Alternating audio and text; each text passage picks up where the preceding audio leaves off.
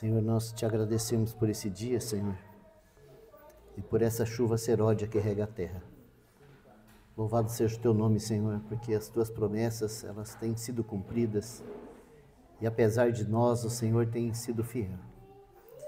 Então nós te agradecemos, ó Deus, porque o Senhor muda os tempos, o Senhor muda as estações, e o Senhor rega a terra, para que ela dê fruto, para que nós possamos nos alimentar. Como somos gratos a Ti.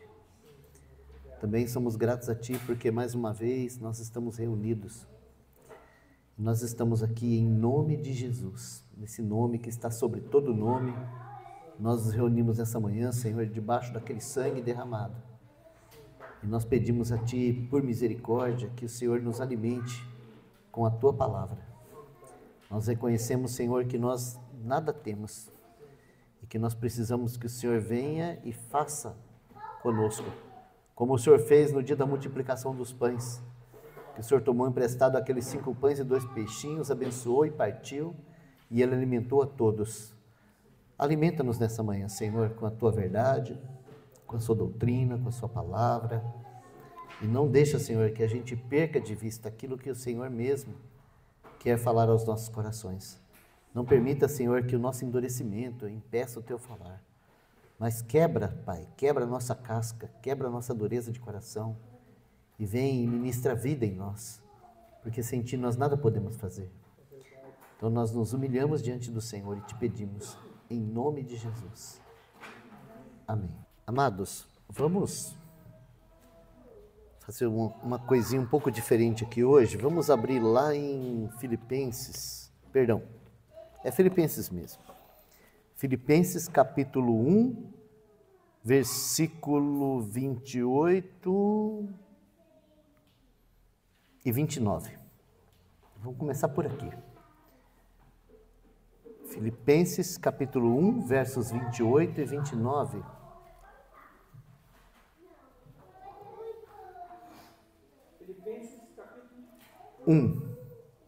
Filipenses capítulo 1, versos 28 e 29.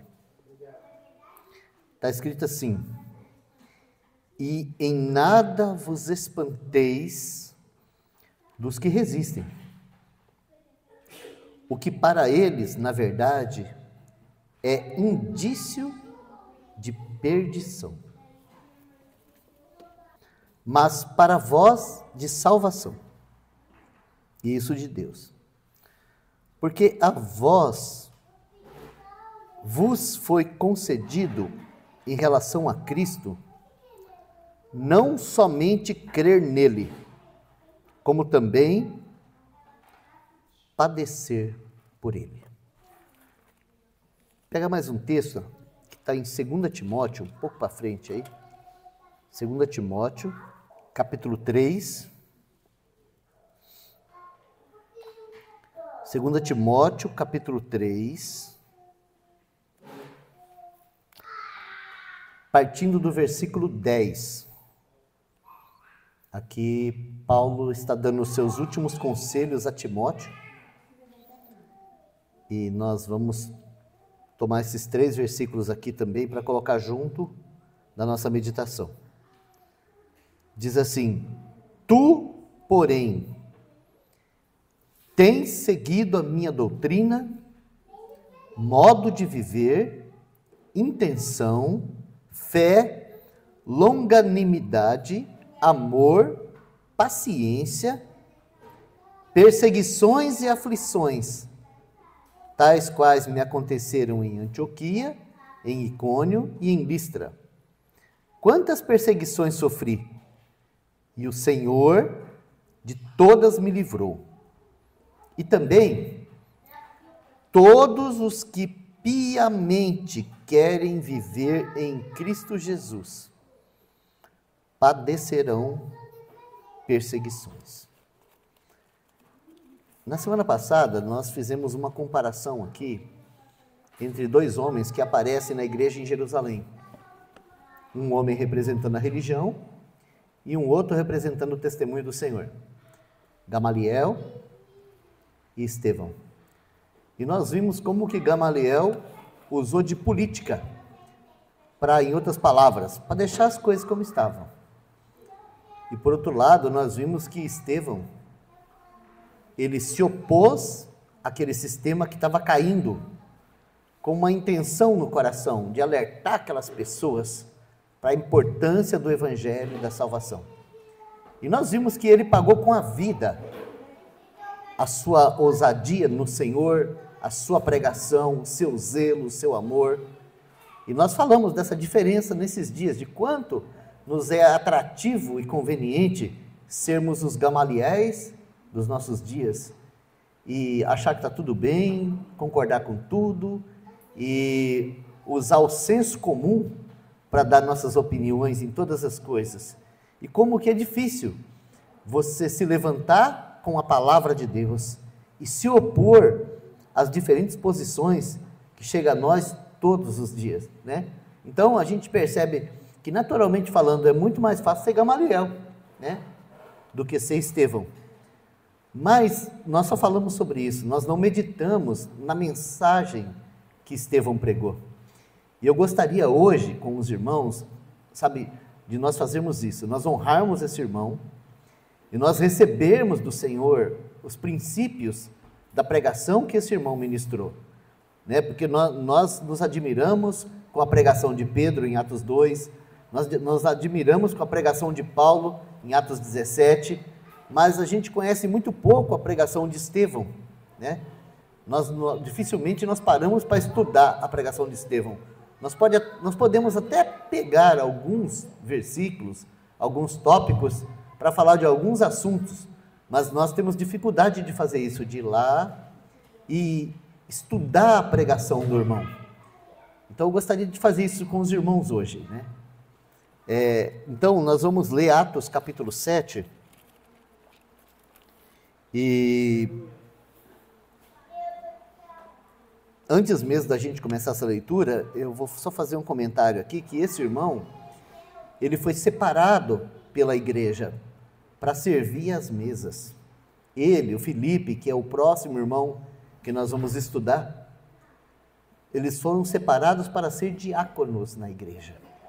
Agora, não foi o fato deles terem sido separados para a diaconia que os vetou de serem ministros da palavra de Deus.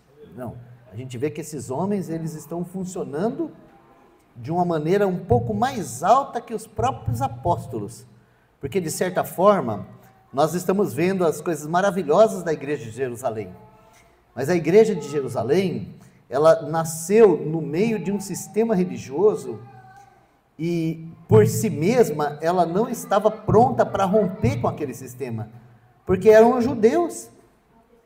Então foi necessário uma grande perseguição para que aqueles irmãos tivessem consciência do que era aquele sistema religioso e como que não cabia o evangelho lá.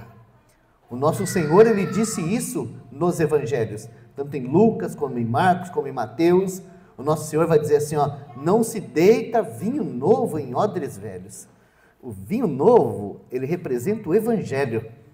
Não sei se vocês se lembram aqui, quando nós vimos lá sobre o dia de Pentecostes, né, quando o Espírito Santo desceu sobre os irmãos, aqueles judeus que estavam lá, falaram assim, ó, eles estão cheios de vinho novo. Realmente, eles estavam cheios de vinho novo, porque o vinho novo representa o evangelho. Agora, o vinho novo, ele não pode ser jogado dentro de um odre velho. O que é um odre velho? O odre velho é o sistema religioso. Então, quando o vinho novo cai lá, aquele fermento, explode o odre. E foi exatamente isso que aconteceu. A igreja nasceu ali, dentro de Jerusalém. E o que dominava, o poder dominante ali, chamava judaísmo. E o judaísmo não suportou o evangelho. Então eles botaram os irmãos para correr. E houve essa grande perseguição. Mas quem motivou essa perseguição foi Estevão. Ou seja, a pregação de Estevão motivou tudo isso. Então nós podemos dizer assim, ó, nem sempre a nossa pregação vai receber a aceitação dos que estão ouvindo. Agora, isso não quer dizer que isso não é a vontade de Deus. Porque ali, no caso, aquela perseguição estava dentro do programa soberano de Deus, para que a igreja avançasse, saísse para fora, Ou seja, a palavra igreja significa os que são tirados para fora. E agora isso ia acontecer na prática. Uma pregação ia causar tamanha oposição que a igreja teria que ser espalhada. Então nós podemos dizer assim que a igreja em Jerusalém, ela começou de uma maneira tão maravilhosa, né? Era o coração e a alma dos que criam, eles repartiam os seus bens, eles partiam o pão de casa em casa, eles estavam unânimes, eles tinham comunhão, eles estavam todos os dias estudando a palavra. São tudo coisas maravilhosas que nós precisamos abraçar, mas tem uma coisa que nós não podemos abraçar, porque nós não somos judeus, nós não precisamos do ritual de Jerusalém, de templo, essas coisas nós não precisamos. Mas os irmãos tiveram dificuldade de deixar esse contexto. Então o Senhor trouxe essa perseguição, e essa perseguição, de certa forma, ela ajudou os irmãos a deixar para trás aquela estrutura e cumprir o mais importante, que era ir por todo o mundo pregar o Evangelho. Então vamos ler a mensagem do irmão. Eu vou começar do versículo 1, porque ele... Não, vamos voltar um pouquinho, por favor. Vamos lá do versículo 8, do capítulo 6. Atos capítulo 6, versículo 8. E Estevão, cheio de fé e de poder, fazia prodígios e grandes sinais entre o povo. E levantaram-se alguns que eram da sinagoga chamada dos libertinos, e dos sirineus, e dos alexandrinos, e dos que eram da Cilícia e da Ásia, e disputavam com Estevão, e não podiam resistir à sabedoria e ao espírito com que falava. Quero que os irmãos prestem bastante atenção aqui nesses detalhes do verso 9, porque nós estamos vendo aqui o raio de ação do Estevão. Ele não estava pregando para os judeus de Jerusalém. Ele estava pregando pelos judeus prosélitos, que eram aqui, sinagoga dos libertinos, e dos sirineus, e dos alexandrinos, e dos que eram da Cilícia e da Ásia. Ou seja, o Estevão, ainda que eu creio que ele pertencia ao judaísmo, mas ele não era hebreu de hebreus, ele era aquele judeu helenista, ou seja, ele também já vinha de fora. E agora ele se levanta para trabalhar com quem? Com aqueles que vieram de fora. Ele está pregando para aquelas pessoas que, muito provavelmente, ele tinha mais facilidade de linguagem para pregar para eles, né? E ele estava pregando ali, era em Jerusalém, mas ele estava pregando para aquelas pessoas de fora. O texto aqui deixa claro que eles eram sinagogas, mas não eram sinagogas de judeus, eram esses libertinos, sirineus, alexandrinos, Cilícia, Ásia. Era com esses que havia essa disputa, ou seja, havia um conflito, um confronto, porque Estevão estava anunciando Jesus, o Evangelho, né? E aí no verso 10 fala assim que eles não podiam resistir à sabedoria e o espírito com que ele falava. Então, verso 11, subornaram uns homens para que dissesse: ouvimos-lhe proferir palavras blasfemas contra Moisés e contra Deus. Agora, se em Jerusalém você vai proferir palavra de blasfêmia contra Moisés e contra Deus, então você já morreu. Então, essa é uma maneira polida de você mandar matar alguém, entendeu? Você acusa ele de alguma coisa grave, né? Você faz uma calúnia. E eu aprendi uma lição com Estevão há muitos anos atrás, sabe? Porque eu já tive que responder algumas calúnias na vida, sabe? Porque é sempre assim, ninguém, no mundo religioso, ninguém vem falar para você assim, nós estamos sentindo ameaçado pelo que você está falando, nós estamos com ciúme de você, nós temos dificuldade de compreender o que você está pregando. Não. Quando as pessoas, elas querem, no mundo religioso, quando elas querem se livrar de uma pessoa, elas fazem calúnias, calúnias gravíssimas. E eu aprendi isso muito cedo, sabe? Que contra calúnia e difamação não existe defesa. Sabe? A pior coisa que você pode fazer é ir no meio religioso tentar se defender de uma calúnia ou de uma difamação. Nunca faça isso. É perca de tempo, né? Não existe defesa contra essas coisas. Quanto mais você tenta provar que você é inocente, pior fica. Então você vai ver que Estevão não vai se defender. Então eles estão dizendo que ele está falando contra Moisés e contra Deus. Esse é o projeto, vamos falar assim, daquela liderança da sinagoga. Nós temos que calar Estevão. Como nós vamos fazer isso?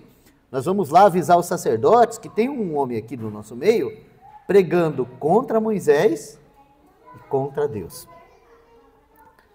Aí nós chegamos ao verso 12. E excitaram o povo, os anciãos e os escribas, e investindo contra ele, o arrebataram e o levaram ao conselho. Esse conselho aqui é o Sinédrio. Então agora não é mais os alexandrinos, sirineus, não. Agora ele vai falar com os cabeças do judaísmo. Aqui você tem ancião e escriba e o conselho. E apresentaram falsas testemunhas que diziam: esse homem não cessa de proferir palavras blasfemas contra esse santo lugar e a lei. Porque nós lhe ouvimos dizer, agora ele vai falar do que eles ouviram, tá? Porque nós lhe ouvimos dizer que esse Jesus Nazareno há de destruir esse lugar e mudar os costumes que Moisés nos deu. Bom, essa daqui é a acusação contra Estevão. Então, de certa forma, o que ele estava falando estava ofendendo os judeus. Porque os judeus, eles, ainda que eles estavam fazendo calúnia, né? Mas a calúnia deles estava fundamentada em duas coisas, tá? Costume de Moisés, templo. Eram as duas, vamos dizer assim, eram as duas coisas que eles mais zelavam. Se a gente falar que ele está falando contra isso, a gente condena ele. Eu não sei se vocês já viram isso nos evangelhos, mas não era outra acusação contra Jesus. Vocês já viram isso? Vamos dar uma olhadinha lá. Vamos lá em Mateus. Mateus 26, verso 61. Diz assim: e disseram, este disse, eu posso derrubar o templo de Deus e reedificá-lo em 3 dias. Essa era uma falsa acusação contra Jesus. Ou seja, se quisesse realmente incitar o povo, falava contra o templo, ou falava contra Moisés, a lei e os costumes, a tradição. Então aqui em Atos é bem claro isso, que quando Estevão é levado ao Sinédrio, a acusação contra ele é que ele estava falando mal do templo e da lei. Que ele estava falando que Jesus ia destruir tudo isso daí. Essa era a acusação. Agora, o que a gente vê aqui? De certa forma, a gente vê um avanço, porque os apóstolos, eles estavam sendo perseguidos, porque eles curaram alguém lá no templo e pregaram que eles eram culpados da morte do Senhor. Essa era a perseguição dos apóstolos. No caso de Estevão, não. No caso de Estevão, a acusação é que ele estava, em outras palavras, dizendo assim, ó, esse sistema de vocês caiu. Então, nós não podemos dizer que Estevão estava falando essas palavras e nem que ele não estava. A impressão que dá é que ele estava mesmo. É que ele estava avisando os judeus que agora havia mudado o sacerdócio. E que Jesus era superior a Moisés, era superior ao templo, era superior ao judaísmo, era superior à tradição, era superior à lei, e superior a todas essas coisas. Então, a impressão que dá é que essa era a mensagem de Estevão. E então agora ele está aqui sendo acusado. E ele vai se defender. Então, capítulo 7, nós vamos encontrar a defesa dele. Mas antes da defesa dele, deixa eu ler aqui o versículo 15. Então, todos os que estavam assentados no conselho, fixando os olhos nele, viram o seu rosto como o rosto de um anjo. Sabe, irmãos, aqui eu entendo que quem deixou esse relato para nós foi Paulo. Porque quando a gente termina o texto, né, se a gente ir lá para o último versículo de Atos 7, olha só o que nós vamos encontrar lá. Ó. Último não, o antepenúltimo. Atos 7, versículo 58. Está escrito assim, ó. e expulsando-o da cidade, o apedrejavam. E as testemunhas depuseram as suas capas aos pés de um jovem chamado Saulo. Ou seja, esse é o Paulo. Aqui ele ainda era Saulo. E ele estava lá como testemunha contra Estevão. E agora, na hora deles matarem Estevão apedrejado, é o jovem Saulo que cuida da roupa deles, para eles apedrejarem Saulo, ou para eles apedrejarem Estevão. Então a gente sabe que esse jovem Saulo estava lá na hora do julgamento de Estevão. E o que ele vai dizer? Ele vai dizer assim, ó, que o rosto dele parecia como de um anjo. Você consegue imaginar isso? Um homem sendo acusado, uma acusação tão pesada dessas, numa situação aí que ele estava correndo iminente risco de vida, e você não vê alguém se borrando, você não vê alguém, sabe, nervoso, estressado, ansioso, bravo, querendo se defender, querendo provar que é inocente, querendo brigar. Não. Você vê alguém que você olha o rosto dele e você fala assim, ó, parece um anjo. Que impressão maravilhosa que esse irmão vai passar para esse sinédrio. Então ele vai abrir a boca. Então agora esse anjo vai abrir a boca. Né? O verso 1 diz assim, ó, e disse o sumo sacerdote. Isso aqui, irmãos, é o sumo sacerdote do judaísmo, tá? Que a igreja nunca teve sumo sacerdote. O sumo sacerdote da igreja é Jesus. Então tá assim, ó, e disse o sumo sacerdote, porventura é isto assim? Então Estevão respondeu, homens, irmãos e pais, ouvi. O Deus da glória apareceu a nosso pai Abraão, estando ele na Mesopotâmia, antes de habitar em Harã. E disse-lhe, sai da tua terra e dentre a tua parentela, e dirige-te à terra que eu te mostrar. Então saiu da terra dos caldeus e habitou em Harã. E dali, depois que seu pai faleceu, Deus o trouxe para esta terra em que habitais agora, e não lhe deu nela herança, nem ainda um espaço de um pé, mas prometeu que lhe daria a posse dela, e depois dele a sua descendência, não tendo ele ainda filho. E falou Deus assim, que a sua descendência seria peregrina em terra alheia, e a sujeitariam à escravidão, e a maltratariam por 400 anos.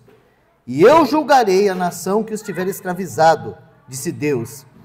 E depois disso sairão e me servirão neste lugar. E deu-lhe a aliança da circuncisão, e assim gerou a Isaque, e o circuncidou ao 8º dia, e Isaque a Jacó, e Jacó aos 12 patriarcas. E os patriarcas, movidos de inveja, venderam José para o Egito. Mas Deus era com ele, e livrou-o de todas as suas tribulações, e lhe deu graça e sabedoria ante Faraó, rei do Egito, que os constituiu governador sobre o Egito e sobre toda a sua casa. Aqui ele não está fazendo a defesa dele, mas ele está se defendendo. Como que ele está se defendendo? Qual que era a acusação? Que ele estava pregando contra Deus e contra Moisés. Então ele começa a fazer a defesa dele com Abraão, o patriarca. Ele está falando com o sumo sacerdote, com o escriba, com anciãos. Ele está falando com os cabeças do judaísmo. E o que ele está fazendo aqui? Ao contrário de Gamaliel, ele não está trazendo uma ideia, ele está trazendo à luz a palavra. Agora, a palavra de Deus, ela vai contar a história deles. A história deles não começou com o judaísmo, templo, farisaísmo. A história deles começou quando Deus buscou lá na Babilônia o Abraão, lá na Mesopotâmia. E Deus falou para Abraão. O que Deus falou para Abraão? Sai fora. Sai da tua terra, da tua parentela, vai para onde eu vou te mostrar. Ou seja, Estevão está mostrando para aqueles irmãos que eles só existiam porque Deus falou. E Abraão obedeceu. Só que ele vai mostrar uma coisa, que mesmo Abraão obedeceu de maneira parcial. Por quê? Porque ele saiu daquela terra e foi a Harã e esperou o pai morrer para continuar a jornada. Então ele vai mostrar para eles que mesmo Abraão, o grande patriarca, ele está falando para os patriarcas, ele está falando assim, ó, vocês são os patriarcas, mas o grande patriarca, quando foi chamado, parou na metade do caminho, por causa do apego à tradição, à família, ao pai. Esperou o pai morrer para obedecer. E aí ele continua falando de Isaac e de Jacó e dos 12, e aí ele vai colocar assim, um primeiro ponto de defesa, que ele fala assim, ó,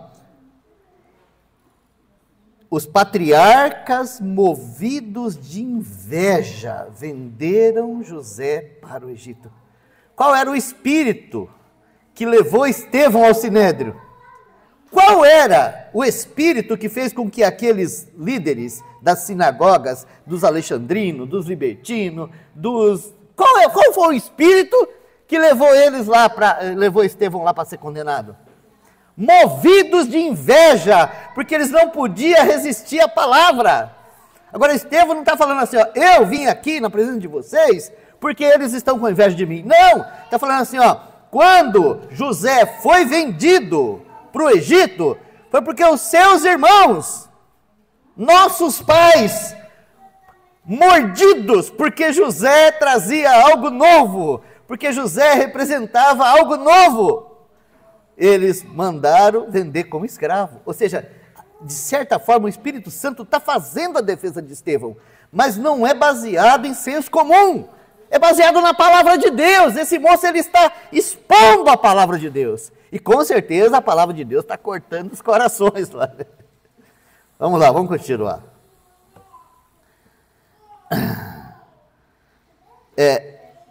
E livrou-o de todas as suas tribulações. E os patriarcas, movidos de inveja, venderam José para o Egito, mas Deus era com ele e livrou-o de todas as suas tribulações. E lhe deu graça e sabedoria ante Faraó, rei do Egito, que o constituiu governador sobre o Egito e sobre toda a sua casa. Irmãos, é lindo isso, porque esse primeiro modelo, ele chama muita atenção nossa, porque o que aqueles 12 queriam fazer era se livrar de José, mas Deus vai usar José. Deus vai usar José para salvar eles. De certa forma, é a mesma coisa com Estevão. Eles querem se livrar de Estevão, mas Deus vai usar Estevão para salvar eles. Sabe por que eu digo isso? Porque um desses aqui é Saulo.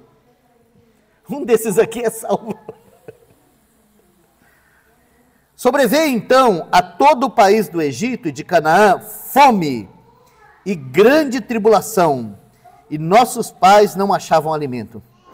Mas, tendo ouvido Jacó que no Egito havia trigo, enviou ali nossos pais a primeira vez. E na segunda vez, foi José conhecido por seus irmãos, e a linhagem de José foi manifesta a Faraó. E José mandou chamar seu pai Jacó, e a toda a sua parentela, que era de 75 almas. E Jacó desceu ao Egito, e morreu, ele e nossos pais. E foram transportados para Siquém, e depositados na sepultura que Abraão comprara por certa soma de dinheiro aos filhos de Emor, pai de Siquém.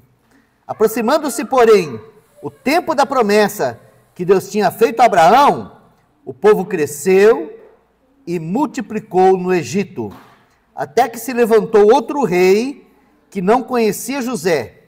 Esse, usando de astúcia contra nossa linhagem, maltratou nossos pais, a ponto de os fazer enjeitar as suas crianças para que não se multiplicassem. Agora ele já está tratando da nação. Ele começou lá com a família dos patriarcas. Agora, essa família já virou uma nação no Egito. E você presta atenção aqui que ele sempre vai usar essa palavra, pais, pais, nossos pais, porque ele está falando com o patriarcado. Ele está falando com os anciãos, com o sumo sacerdote, com os escribas, né? E ele chama eles também de pais, fala assim, ó, irmãos e pais, né? Tinha lá alguns jovens, mas a grande maioria lá, vamos dizer assim, eram os barbas brancas do judaísmo. E Estevão está lembrando eles dos patriarcas. E aqui eu gosto muito dessa palavra, onde ele fala que o que eles sofreram, a astúcia que o povo sofreu no Egito, ela foi tamanha que fez com que os pais enjeitassem as crianças, né, para que não se multiplicassem. Então ele fala assim, ó, nesse tempo nasceu Moisés, e era muito formoso, e foi criado 3 meses em casa de seu pai, e sendo enjeitado, tomou a filha de Faraó, e o criou como seu filho. E Moisés foi instruído em toda a ciência do Egito, e era poderoso em palavras e obras, e quando completou 40 anos, veio-lhe ao coração ir visitar seus irmãos, filhos de Israel. Aqui é interessante isso, tá? Que quando ele vai tratar da nação de Israel, ele aponta para Moisés. Por que ele aponta para Moisés? Porque uma das acusações é que ele era contra os costumes de Moisés. Então agora, né? Agora, ó, ele começa com Deus da glória, porque ele foi acusado de falar a palavra blasfema contra Deus, e agora ele já chegou em Moisés. E aí, aqui em Moisés, ele vai usar um outro detalhe que eu queria mostrar para vocês aqui. Ele vai usar 3 estágios de 40 anos. Ele vai apresentar aqui para nós, com clareza, que o ministério de Moisés teve 3 estágios de 40 anos. Então, nesses primeiros 40 anos, Moisés, ele é um príncipe da casa de Faraó. Então, ele vai mostrar que a vida de Moisés, ela começa assim, ó, 40 anos vivendo como príncipe da casa de Faraó. E aí ele continua, ó. E quando completou 40 anos de idade, veio-lhe ao coração ir visitar seus irmãos, os filhos de Israel. E vendo maltratado um deles, o defendeu e vingou o ofendido, matando o egípcio. E ele cuidava que seus irmãos entenderiam que Deus lhe havia de dar a liberdade pela sua mão, mas eles não entenderam. E no dia seguinte, pelejando eles, foi por eles visto e quis levá-los à paz, dizendo, homens irmãos, por que vos agravais um ao outro, sendo irmãos? E o que ofendia o seu próximo, o repeliu, dizendo, quem te constituiu príncipe e juiz sobre nós? Queres tu matar-me, como ontem mataste o egípcio? E a esta palavra fugiu Moisés, e esteve como estrangeiro na terra de Midian, onde gerou 2 filhos, e completados 40 anos, aqui no versículo 30, então aqui o segundo 40 ano, mas nós vimos aqui que no primeiro 40 anos de Moisés, como príncipe do Egito, Deus tinha um propósito. Então, quando ele completou esse primeiro 40 anos, o que ele entendeu? Que Deus tinha colocado ele lá na casa de Faraó, para que ele fosse o libertador de Israel. Então ele vai ver os irmãos dele, e chega lá, ele sabia qual era o chamado dele, mas o povo de Israel não sabia. Então, o que aconteceu? Eles o enjeitaram. A primeira fase do ministério de Moisés, ela tem 100% de rejeição. E como a gente tem dificuldade com rejeição, não é verdade? Com perseguição. Então, Estevão aqui, ele está mostrando isso, que o mesmo Moisés que eles veneravam, também havia sido mal compreendido, quando se levantou para falar aos seus irmãos, quando ele se levantou para pastorear os seus irmãos, quando ele se levantou como libertador dos seus irmãos, ele não foi aceito, ele foi incompreendido. Então, os primeiros 40 anos de Moisés, como príncipe, como grande, não serviu para o povo de Israel. Então o que acontece aqui? Aqui no versículo 30, vai dizer assim que ele foi levado para o deserto de Midian, aonde ele completa mais 40 anos. Agora, esse segundo 40 anos de Moisés aqui, que Estevão está apresentando aqui, é o período do pastoreio. Moisés, de príncipe do Egito, agora ele é o pastor de Jetro, lá em Midian, 40 anos escondido. Então nós vamos dizer assim, foi necessário 2 períodos de 40 anos na vida de Moisés. Primeiro, sendo criado para ser príncipe. Segundo, tornando-se um desconhecido, tornando-se um grande desconhecido. Mas o que o Senhor estava fazendo aqui, nesses 2 ciclos de 40 anos? O Senhor está preparando um homem para representá-lo. Então vamos dizer assim, como príncipe do Egito, ele ainda não estava pronto para representar o Senhor. Então ele vai passar por 40 anos de deserto, de vida escondida, pastoreando ovelhas. Por quê? Porque o Senhor vai usar Moisés como um homem de Deus que pastoreia o povo de Deus. Então aqui diz assim, e completados 40 anos, apareceu-lhe o anjo do Senhor no deserto do Monte Sinai, numa chama de fogo, no meio de uma sarça. Então Moisés, quando viu isso, se maravilhou da visão, e aproximando-se para observar, foi-lhe dirigida a voz do Senhor, dizendo: eu sou o Deus de teus pais, o Deus de Abraão, o Deus de Isaque, o Deus de Jacó. E Moisés, todo trêmulo, não ousava olhar. E disse-lhe o Senhor: tira a sandália dos teus pés, porque o lugar que estás é terra santa. Tenho visto atentamente a aflição do meu povo, que está no Egito, e ouvi os seus gemidos, e desci a livrá-los.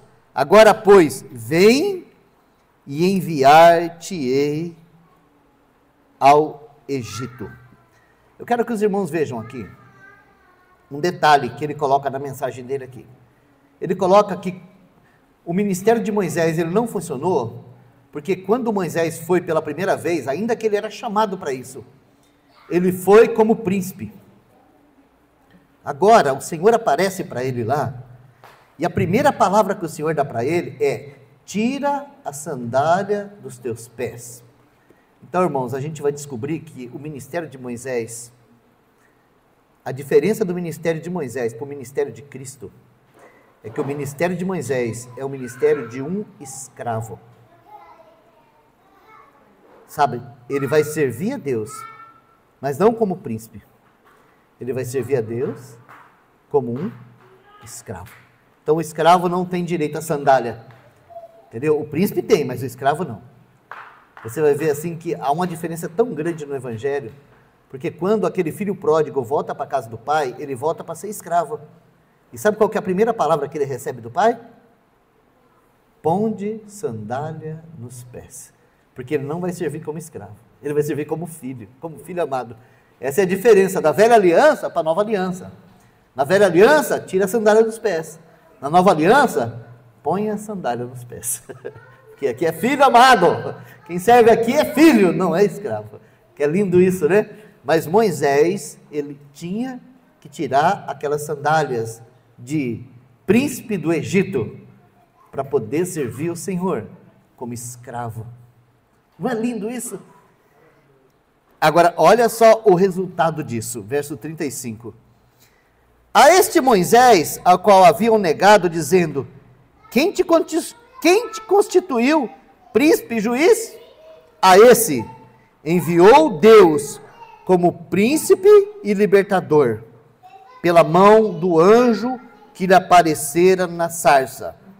Foi este que os conduziu para fora, fazendo prodígios e sinais na terra do Egito e no Mar Vermelho e no deserto, por 40 anos. Olha só, irmãos, não é lindo isso? Olha só, esse Moisés, que foi rejeitado pelo povo, foi usado por Deus.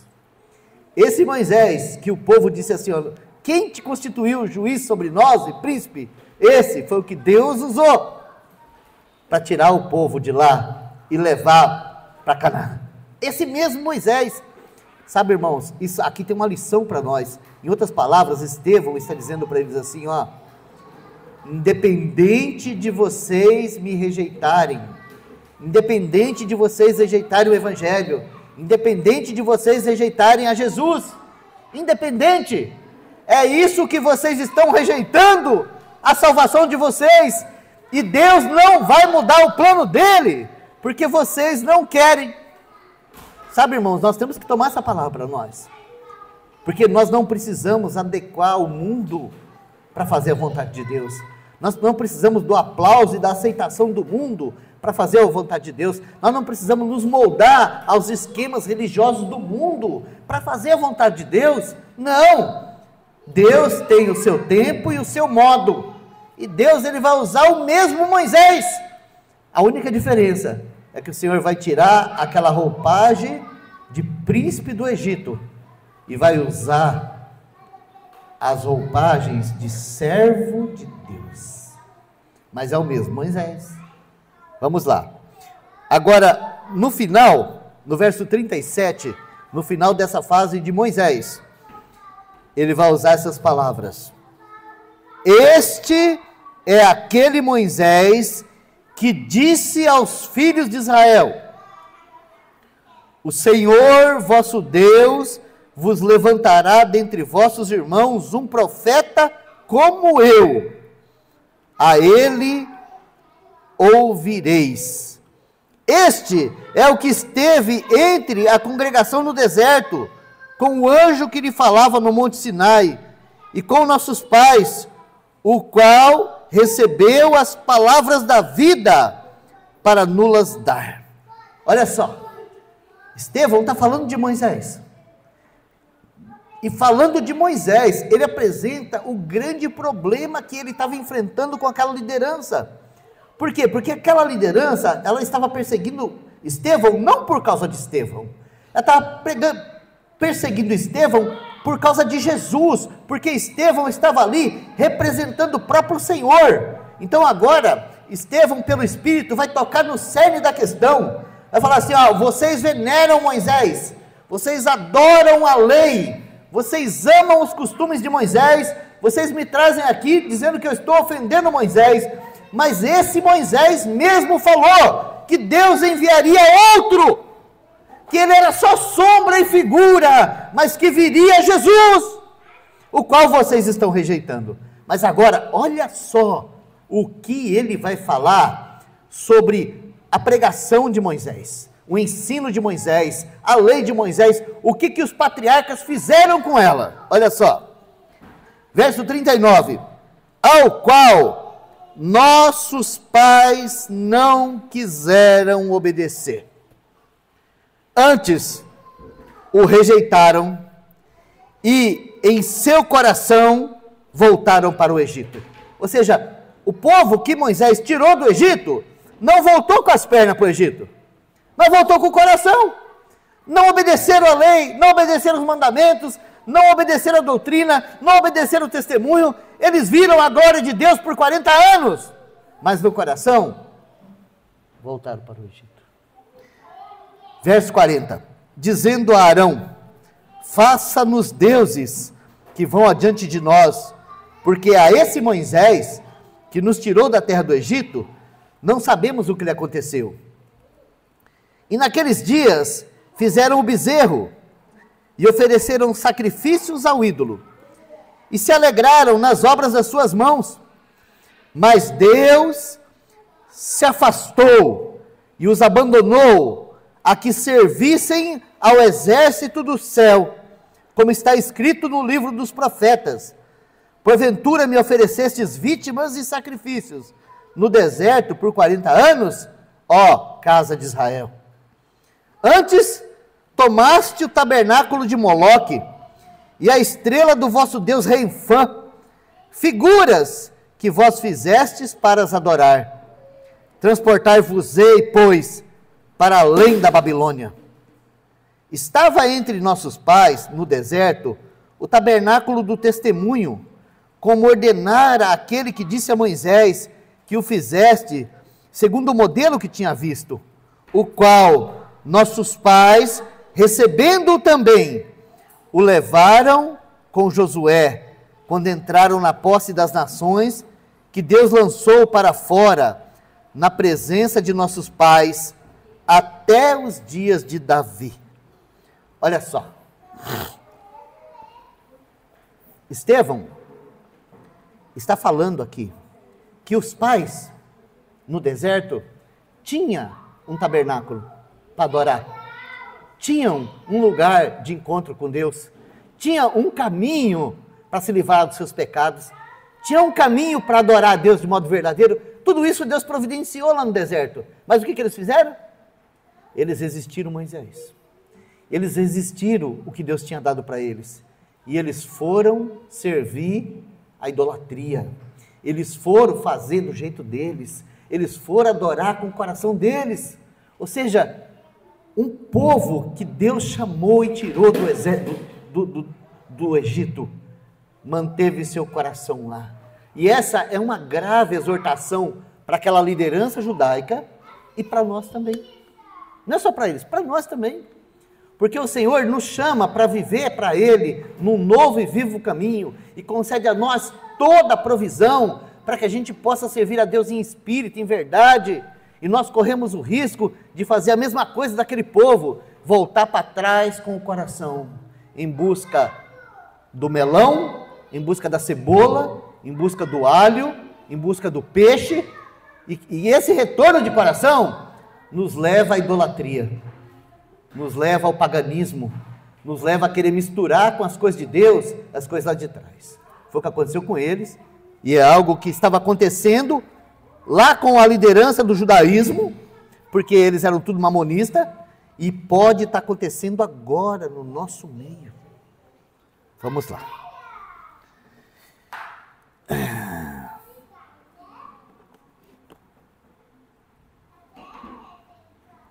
Verso 46. Está falando de Davi agora. Davi que achou graça diante de Deus e pediu que pudesse achar tabernáculo para o Deus de Jacó. Ou seja, Davi desejou edificar uma casa para Deus. Então no verso 47 ele fala assim, ó, e Salomão edificou casa. Mas olha o que ele fala no verso 48. Mas o Altíssimo não habita em templos feitos por mãos de homens, como diz o profeta. O céu é o meu trono e a terra o estrado dos meus pés. Que casa me edificareis? Diz o Senhor, ou qual é o lugar do meu repouso? Porventura não fez a minha mão todas essas coisas? Irmãos, aqui Estevão, com a Bíblia, com a palavra, ele apresenta a verdade da palavra. Ele não está se defendendo, ele está apresentando a verdade da palavra. Qual que era a acusação deles? Esse homem blasfema contra Deus, esse homem blasfema contra Moisés, esse homem diz que Jesus vai destruir o templo. Então agora, ele está mostrando na palavra o que Deus diz sobre Moisés, o que Deus diz sobre Israel, o que Deus diz sobre o templo e qual é a reação dos pais à palavra de Deus. Então quando chega no verso 51, ele traz a aplicação de toda a palavra. Aqui ele está aplicando o que ele pregou. Então ele diz assim, ó, homens de dura cerviz e incircuncisos de coração e ouvido, vós sempre resistis ao Espírito Santo, assim vós sois como vossos pais. A qual dos profetas não perseguiram vossos pais?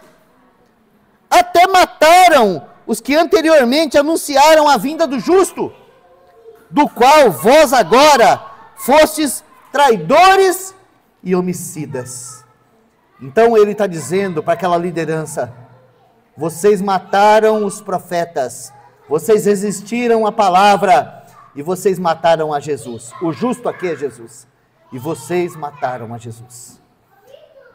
Vós que recebestes a lei por ordenação dos anjos e não guardaste.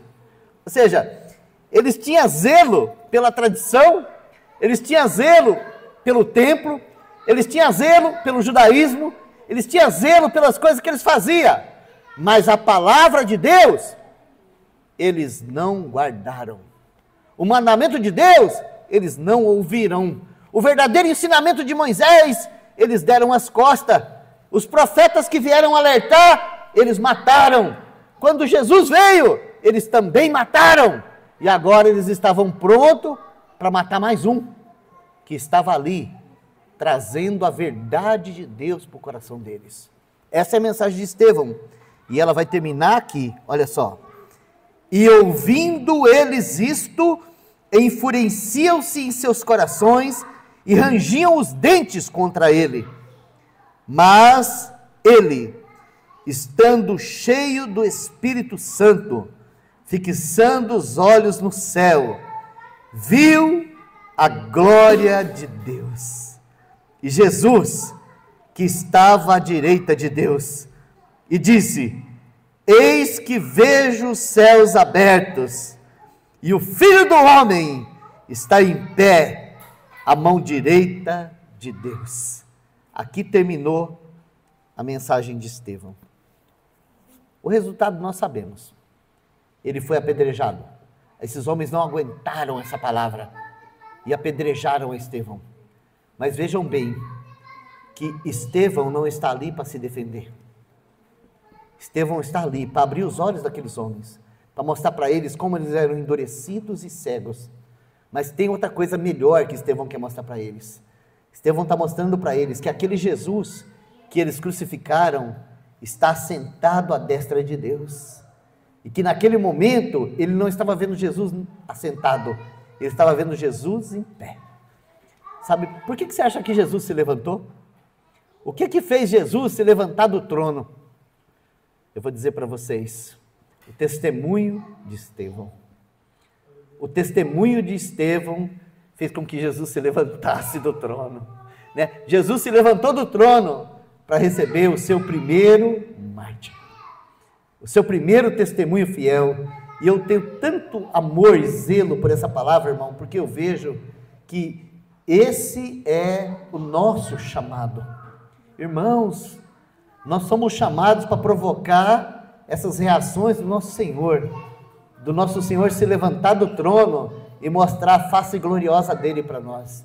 Sabe que hoje nós temos tanta fraqueza no Evangelho, porque são poucos os servos de Deus que se colocam na brecha ao ponto de ver o Senhor em pé, de ver o Senhor nessa posição. Sabe, irmãos, essa é uma visão gloriosa, e ela não é uma visão para poucos. Hoje nós vivemos os dias, sabe, de trazer de volta para a igreja a presença do Senhor. Sabe, irmãos, o que é mais necessário nas nossas reuniões é as pessoas que vierem participar das nossas reuniões falar assim, ó, Deus está no meio deles. É isso que Paulo fala lá em 1 Coríntios, no capítulo 14, que quando entrasse algum incrédulo ou indouto na nossa reunião, eles seriam convencidos de todos que Deus está no nosso meio.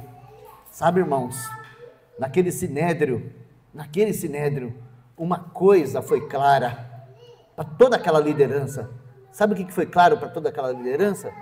Que Deus estava ali no meio deles. Foi isso que Estevão foi levar lá. Estevão foi levar lá o Jesus que eles mataram. Estevão foi levar lá, vivo, soberano no trono. Essa mensagem eles não puderam suportar. Então Estevão foi apedrejado. Mas a gente já sabe disso, né?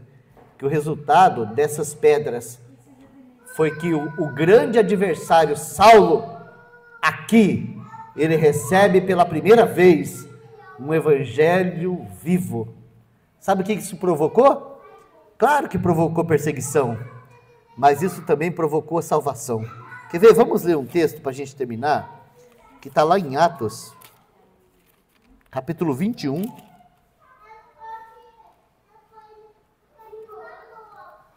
Atos, capítulo 21.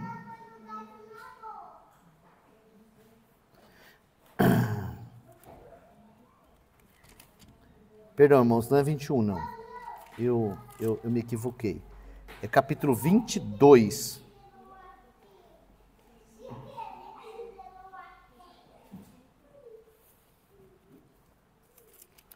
Atos, capítulo 22.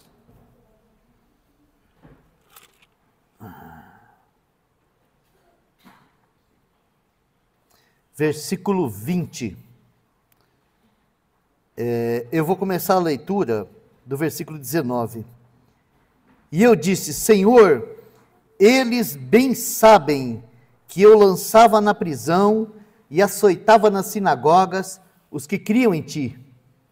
E quando o sangue de Estevão, tua testemunha, se derramava, também eu estava presente e consentia na sua morte e guardava as capas dos que o matavam. Olha só, Saulo, aqui agora é Paulo, e ele está na mesma situação, no mesmo lugar, dando testemunho de Jesus para a liderança religiosa dos seus dias. Ele. Mas agora quem está lá era um que naquele dia que Estevão foi apedrejado, estava do outro lado. Olha que maravilha, irmãos. Como o Senhor é maravilhoso. Então, ao estudarmos com carinho a história da igreja de Jerusalém, nós vamos ver isso, nós vamos encontrar Estevão sendo perseguido e morto. Ele é o primeiro mártir do Evangelho. Graças a Deus. Porque através da morte de Estevão, a perseguição acirrou. Os irmãos tiveram que sair daquela realidade que eles estavam vivendo para ir pregar o Evangelho. E vamos dizer assim, a morte de Estevão é a sementinha no coração do apóstolo Paulo. Sabe, vai chegar um momento no livro de Atos que nós só vamos ver o apóstolo Paulo. Mas entendam isso, irmãos, para que houvesse um apóstolo Paulo, um irmão foi apedrejado e morto, Estevão. Então, sabe, aquilo que nós lemos no começo aqui, que todos que quiserem viver piamente em Cristo serão perseguidos. O primeiro é o nosso irmão Estevão. E a gente viu aqui que ele não foi perseguido porque ele não andava direito, ele não foi perseguido porque ele era torrão, briguento, ele não foi perseguido porque ele estava falando besteira, ele não foi perseguido por causa de heresia, não, ele foi perseguido por causa da palavra de Deus. E no momento em que ele teve a oportunidade de se defender, o que ele fez? Ele fez uma exposição detalhada da palavra de Deus, começando por Abraão e vindo até Jesus. Sabe, isso é uma lição para nós. Agora, irmãos, como eu disse para os irmãos, esse irmão, ele era dos helenistas, ou seja, ele vinha daquela geração dos gregos. Agora, como que esse irmão conseguiu falar tudo isso? Da onde esse irmão tirou tudo isso? Você acha que naqueles dias tinha a Bíblia como a nossa assim? Tinha não, irmãos. Mas a gente aprende uma lição aqui. Esse irmão era um homem cheio da palavra de Deus. Ou seja, a igreja em Jerusalém, ela se reunia todos os dias, tanto nas casas como lá no templo, todos os dias. E os irmãos perseveravam unânimes na doutrina dos apóstolos. Ou seja, os apóstolos estavam ensinando a palavra e os irmãos estavam bebendo a palavra. Por isso que quando Estevão se levanta lá, ele está cheio da palavra. Que o Senhor nos ajude a tomar esse caminho, a receber essa lição da igreja de Jerusalém, que nós também precisamos ser cheios da palavra, para que a hora que o Senhor querer nos usar como testemunho, nós sejamos testemunhas da palavra, ou para que o momento que vier uma calúnia, uma falsa acusação, e nós fomos levados a se defender, nós também estejamos cheios da palavra, porque a promessa de Deus sobre o Espírito Santo sobre nós foi a seguinte: quando o Espírito vier sobre vocês, ele vai guiar vocês em toda a verdade e vos fará lembrar tudo que vos tenho falado. Ou seja, o Espírito Santo, ele vai nos fazer lembrar do quê? Da palavra. Que o Senhor nos ajude. Pai, nós queremos te agradecer por mais essa porção. Como é maravilhoso, Senhor, nós virmos o sermão do nosso irmão Estevão e ver que o nosso irmão estava cheio da palavra, estava cheio do Espírito, estava cheio do Senhor, e pôde ser esse vaso útil nas mãos do Senhor, e não amou a própria vida, mas, muito pelo contrário, esteve ali como uma oferta de louvor ao Senhor, um sacrifício vivo nas suas mãos, e ele pôde ser apedrejado e morto por amar a tua palavra e por ter compromisso com a verdade, mesmo em meio a tamanha reprovação, tamanha perseguição, tamanha rebelião contra ti, Senhor. Nós não vivemos dias diferentes, Senhor. Hoje mesmo, no meio da cristandade, existe uma grande rebelião à tua palavra. Então, Senhor, que nesses dias possa o Senhor levantar muitos irmãos como Estevão, que não tenham vergonha do Evangelho e possam se levantar em todos os ambientes religiosos, anunciando e denunciando através da tua palavra, para que o teu nome seja glorificado e para que o sangue dos mártires possa produzir uma sementeira genuína de muitos outros pregadores do Evangelho. Isso nós te pedimos, ó Deus, e te agradecemos em nome de Jesus. Amém.